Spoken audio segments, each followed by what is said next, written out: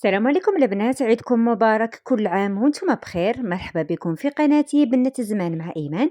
من وصفات عيد الاضحى جبت لكم لوبيا ماشطو بنة الاعراس مجمره معسله بزاف بنينه يا البنات. اذا جربتوا هاد الوصفه صدقوني راح تحذفوا كامل الوصفات تاع لوبيا خضراء ولا لوبيا ماشطو راكم معتمدينهم. جربوها على ضمانتي. تنسوش تضغطوا على زر الاشتراك باش يوصلكم كل جديد من وصفاتي. ما تنسوش تصلوا على رسول الله. نبداو على بركة الله. بسم الله. جبت الكوكوط تاعي اللي درت فيها ملعقة كبيرة زبدة.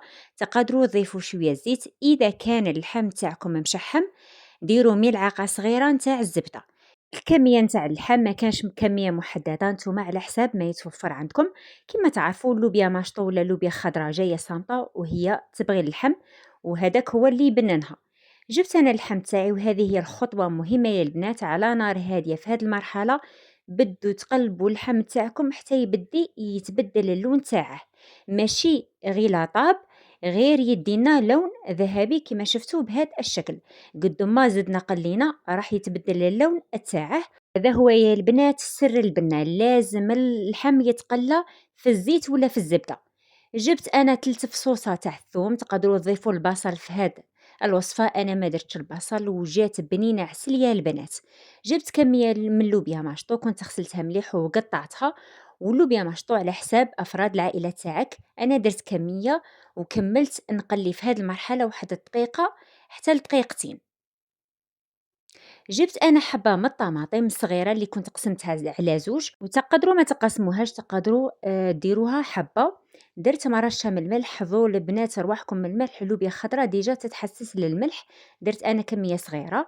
درت ربع قرفه عود. تقدروا تضيفوا ربع ملعقه صغيره قرفه مطحونه. درت نصف ملعقه صغيره سكنجبير، نصف ملعقه صغيره كركم، ربع ملعقه صغيره فلفل اسود، واللي زادها نكهه يا البنات نص ملعقه صغيره توابل الدجاج. غير جربوها معايا يا البنات.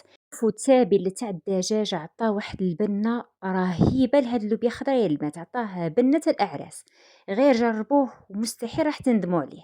اللوبيا ماشطو تاعنا تجي بنينه، نقعدوا نقليو فيها يا البنات على الاقل 7 دقائق. كيما شفتوا ديجا اللحم تاعي زاد حمار اللون تاعه ولا لون ذهبي.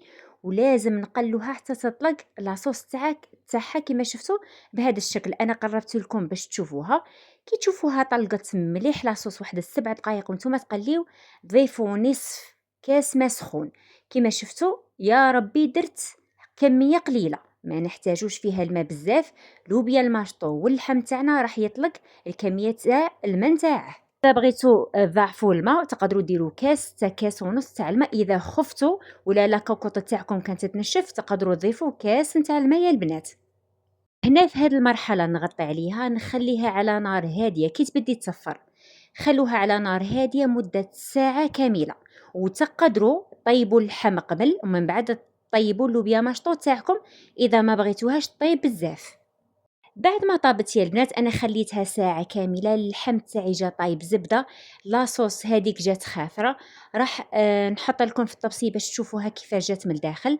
مام الكميه تاع لاصوص جات زاكيه على حساب ما حطيت هذه اللوبيا ماشطو. انا كنت ديجا زدت معاها شويه بطاطا مقليه. واش نقول لكم يا البنات، متسالي اللي مازال ما جربت هاد الوصفه تاع اللوبيا ماشطو مازال ما جربتش الوصفات.